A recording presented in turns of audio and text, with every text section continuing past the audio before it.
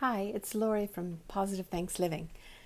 I was thinking about how I'm making these hymn journaling booklets and all the other paper crafting things I've been doing, and realized that perhaps you know or can imagine, but perhaps you don't, the different ways to make that the parts come together, whether it's a little image, the flowers, or whether it's the shapes, or whether it's the edge that is a little bit rough, or it's even the shapes of more intricate things like these. So I thought I'd explain a little.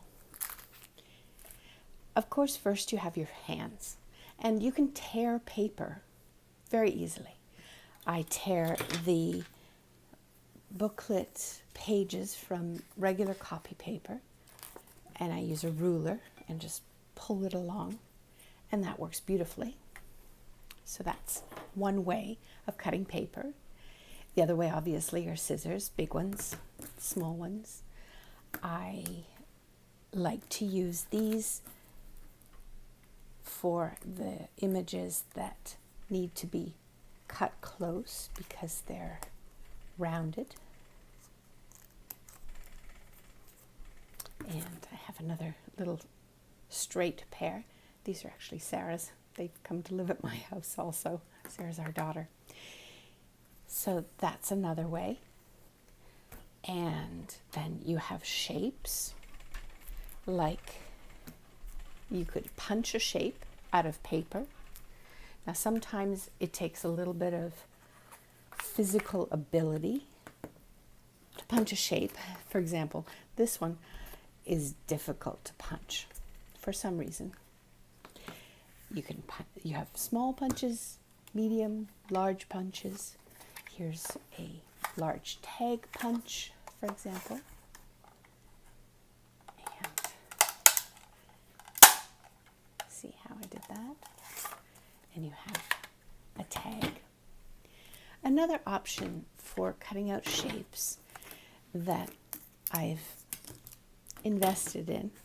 Now, I couldn't justify purchasing something new, but I waited till I found somebody that was upgrading their machine. It's called a die cut machine. And this one is a Big Shot Sizzix by Sizzix. And I use it to cut out the shapes that I use when I pin stitch on the journaling cards. It's easier than using a scissor. Let's put it that way for each kind. It's a similar kind of machine to what you saw in the video for embossing, and this one will actually emboss also.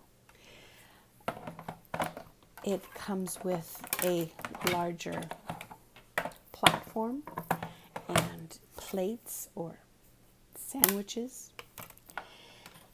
And if I want to make shapes, I purchased some die cuts. So these are the thin metal cutting dies. They come in different shapes. There's a little flower. Here's a tag. This is like the tag that is on the end of the dangle. And to cut it out, I put the plates together. I turn the handle. Again, very similar. Exactly the same, actually. But this time we're cutting, not just embossing. And I now have a shape that's been cut out. Now there are much more elaborate machines. There are machines that are electrical, or they use, you don't have to use your arm power. So if you have difficulty with your hands or your strength in your arms, that's an option too. But for me, this works. And so I have a little, see, it's cut out the different, and I can use it on the journaling booklets. This is a shape like that. I've used ink on, pink ink. So that's a quick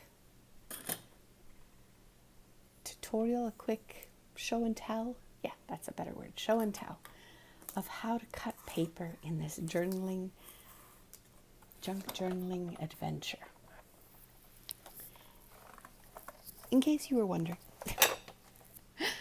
I wish you well, and I encourage you just to try to make something with your hands. Take care. It's Laurie with Positive Thanks Living.